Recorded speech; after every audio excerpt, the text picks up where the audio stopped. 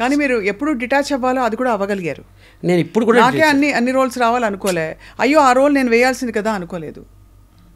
టెలివిజన్లో వేసేసానమ్మా. చాలు. నేను చాణక్యుడు వేషం వేసా, శ్రీనివాసుడు వేషం వేసా, ఆళ్వార్క వేషం వేసా, హీరో వేషం వేసా, విలన్ వేషం వేసా, నేను భగత్ సింగ్ వేషం వేసా, ఒక 90 ఏళ్ల ముసలోడు వేషం వేసా, 64 కుర్రాడు వేషం వేసా, అన్నీ వేసేసుకున్నాను నేను. నా తృష్ణ మొత్తం టెలివిజన్లో తీరిపోయింది. అది అంటే నేనేం చెప్తానమ్మా, ఒక వేషం ఏదో వచ్చింది, అనిల్ రావిపూడి గారు ఇచ్చారు, అంతేగారు, అది నేను indebted to him because next generation నన్ను పరిచయం చేశాను. అవును. ఒక తరానికి తెలిసిన ప్రదీప్ని ఇంకో తరాన్ని పరిచయం చేసింది. ప్రతి ఒక్కళ్ళు నన్ను లైక్ చేశారు. అంత మాత్రం చేత నేను మళ్ళీ అన్ని కామెడీ వేషాలు వేసుకుంటూ పోతే దెర్ ఇస్ నో పర్పస్. అందుకని నేను అట్లీస్ట్ ఒక 10-15 సినిమాలు వదిలేసుకున్నారు. ఇప్పుడు కూడా వదిలేస్తా. ప్రాబ్లం ఏమవుతుంది నాకు, ఫర్ ఇన్స్టెన్స్ ఇప్పుడే బుక్ అయి ఉంటాయి. 2వ తారీఖు నేను ఇక్కడ ఉండాలి, 3 నెల్లూరు వెళ్ళాలి, 4 సిద్దిపేట వెళ్ళాలి, నా ట్రైనింగ్స్కి నా స్పీచెస్కి ఉంటాయి. వీళ్ళు కరెక్ట్గా డేట్లు అడుగుతారు, ఒకటి డేట్లు కుదరవు బికాస్ దీంతో ఉన్నానుగా. ఇదేంటి అంటే ఇది నాకు మోర్ తృప్తినిస్తుంది. ఈరోజు చాలా ఇంపార్టెంట్ కదా, మోర్ తృప్తినిస్తుందమ్మా నాకు. అది రెపిటేషన్.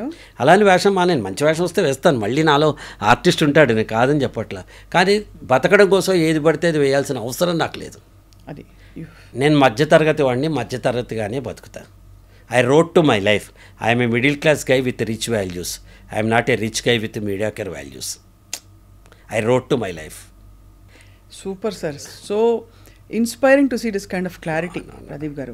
క్లారిటీ అమ్మా, అంతమించే నా జీవితం కాబట్టి నేను చెప్తాను. మీరు అడిగారు కాబట్టి చెప్తాను, అయితే ఎవరికి చెప్పను కూడా చెప్పాను నేను. లేదు తప్పకుండా ఇది తెలియాలి సార్. ఎందుకంటే అల్టిమేట్గా ఎన్ని తిరిగినా, ఎన్ని దేశాలు, ఎన్ని కోట్లు సంపాదించినా ఈ చిత్తం శాంతంగా ఉండాలి అనేది అది అల్టిమేట్ అరైవల్. ఇదే ఇంటర్వ్యూలో ఇంకోళ్ళు కూర్చోబెట్టి మీకు పూర్ణిమకి క్రష్ ఉంది కదా అంటే, ఎక్కడ దానికి మనవరాలు పుట్టారు, నా మనవరాలు పుట్టి ఇంకా క్రష్ ఏంటి ఇప్పటికీ ఇంతకీ ఉందా సార్? నాకు అదే భయం. ఇంటర్వ్యూకి వస్తే ఇట్లా మాట్లాడమంటే 4 గంటలు కాదు 5 గంటలే నేను మాట్లాడగలుగుతాను. మళ్ళీ అక్కడి నుంచి ఒక పెద్ద నన్ను ఏమంటారు, మీరు థంబ్నెయిల్ పెడతారు, ప్రదీప్ భార్య ఎవరో తెలిస్తే ప్రదీపే ఆశ్చర్యపోతారు, ప్రదీప్ భార్య ఎవరో తెలిస్తే ఆశ్చర్యపోతారని పెట్టాడు. నేనే ఆశ్చర్యపోనరా బాబు, మీకేంటి షాక్ అన్నా. How does it make a difference? Okay, పీపుల్కి ఇంక్విజిటివ్నెస్ ఉంటుంది, వీడి భార్య ఎవరు, పిల్ల, ఫైన్. ఇంతకీ సార్ పూర్ణిమ గారు ఎక్కడున్నారు? చాలా హైదరాబాద్లో ఉంది. You can interview her, I can give her number. నేను ఇస్తాను. తను she is a wonderful girl, అమాయకురాలు. వాళ్ళ ఆయన కూడా రతన్ చాలా మంచివాడు, మా ఫ్యామిలీ ఫ్రెండ్ వాళ్ళు, వాళ్ళ పిల్లలు అంతా. We keep on interacting with each other. అమాయకురాలు అంతే, ఇంకా పసితనం పోలా పూర్ణిమకి ఇన్నేళ్ళు వచ్చిన.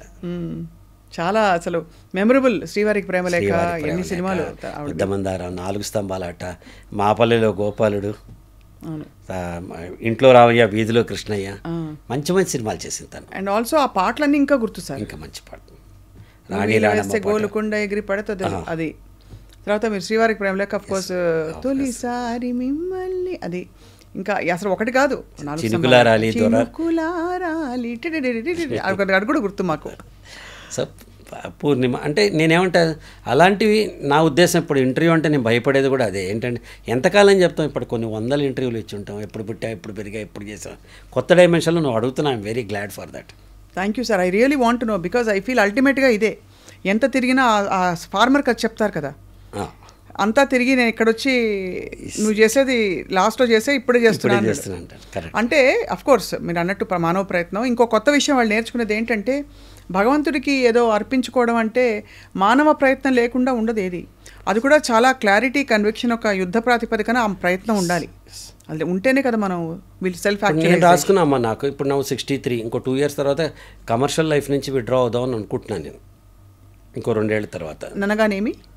అనగా ఏమి అంటే, డబ్బు తీసుకోకుండా 10 మందికి మంచి చేయుట.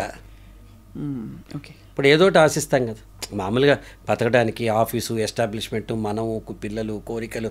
మనిషి ఎవడైనా అందులో భావబంధంలో ఇరుక్కునే ఉంటాడు ఎవడైనా. రెండో కోణం ఏంటంటే, నేను ఫ్రీగా చేస్తా అంటే, అరే వీడు ఖాళీగా ఉన్నాడు కాబట్టి ఫ్రీగా చేస్తున్నాడు అనే రెండో డైమెన్షన్ ఒకటి కొత్తగా మొదలవుతుంది. ఇప్పటికి కూడా ఏం చేస్తానంటే, ఒక 3 days in a month poor schools కానీ, పూర్ కాలేజెస్ కానీ, అంటే people who cannot afford to pay me money, అక్కడికి వెళ్ళి నేను ఫ్రీగా ట్రైనింగ్ చేస్తాను. మార్పులు చూసుంటారు సార్ చాలా అంటే lot of stories would have come to you. ఎందుకంటే ఊరికే ఇంటర్వ్యూ చూసే, నేను చేసిన కొద్దిపాటి ఇంటర్వ్యూలకే వచ్చి ఆ ఇంటర్వ్యూ చూసి నాకు బాగా చాలా థ్యాంక్ యూ అనేవాళ్ళు ఉంటారు. అలాంటిది మీరు 100,000 గంటలు మీరు ఇచ్చిన ప్రసంగాలకి ఫస్ట్ నేను చెప్తామా, అన్నిటికంటే నాకు అందరు అడిగారు, మీరు నువ్వు అడిగినట్టు దశావతారాలు 10 you play 10 roles, which is the best role అంటే నేను 2 పికప్ చేశానమ్మా.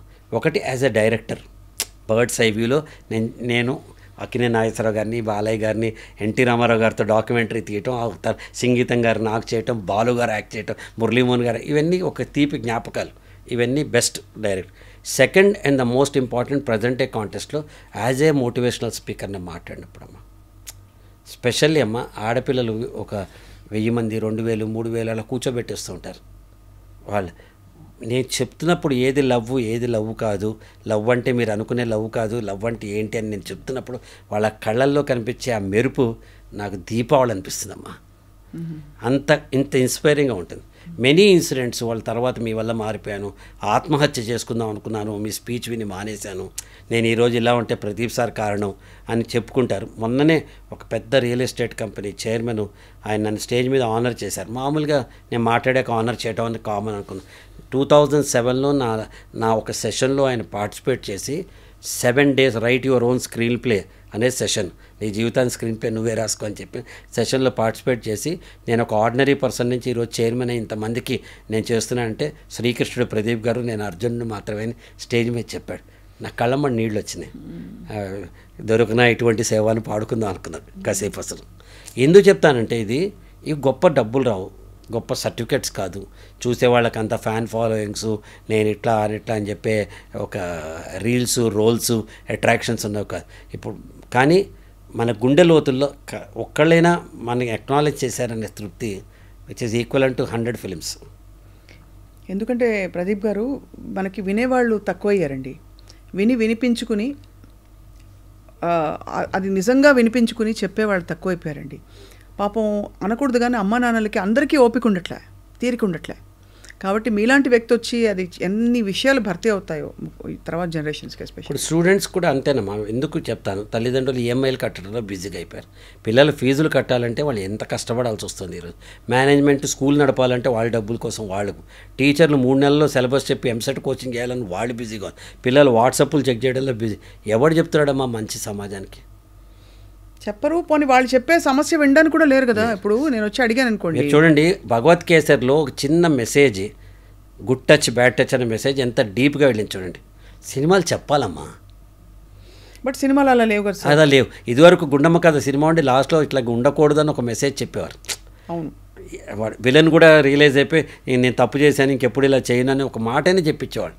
అసలు ఇప్పుడు ఏంటంటే సమాజం జనం పెరిగిపోతున్నారు, కష్టాలు పెరిగిపోతున్నాయి, దూరాలు పెరిగిపోతున్నాయి, అవగాహన లోపం రాహిత్యంతో ఉన్నారు, ఆపర్చునిటీస్ ఇన్ని ఉన్నాయి. ప్రెషర్ కుక్కర్లో నేను ఇంజనీర్ అవ్వాలా, యాక్టింగ్ కూడా తీసుకోవచ్చా, నేను అసలు నీలాగా యాంకర్ అవ్వచ్చా, నువ్వే ఇంజనీర్ అయి ఉంటే స్వప్నం తెలుగు టీవీ పరిశ్రమకి స్వప్నం వచ్చేదా అంటే నేను ఇంజనీర్ తప్పు అని చెప్పట్లా, ప్రతి వాళ్ళు ఒకటే జాబ్ చేయటం తప్పు అంటున్నాను. వీ హ్యావ్ సో మెనీ, అంటే ప్రతి వాళ్ళు యూనిక్ అని ఇందాక చెప్పారు కదా సార్, మీరు ఆ యూనిక్నెస్ తెలుసుకోవాలి. ఎస్, అందుకని నేనే విశ్వసిస్తా అంటే నువ్వేంటో తెలుసుకో, నువ్వు ఎక్కడికి వెళ్ళాలనుకుంటే అక్కడికి వెళ్ళు. కానీ ఒక్కసారి నిర్ణయించే ముందర 50 సార్లు ఆలోచించు, నిర్ణయం తీసుకున్న తర్వాత ఒక్కసారి కూడా ఆలోచించద్దు, అదే మార్గంలో వెళ్ళు, no regrets. So definitely what I'm doing, అందుకే చెప్పాను నాకు మనసుకి నచ్చిన పని చేస్తున్నాను అని చెప్తున్నాను. ఇంత క్లారిటీతో ఇంకా 2 ఏళ్ల తర్వాత కూడా మీ స్క్రీన్ ప్లే రాసేసుకున్నారు మీరు? రాసుకున్నాను.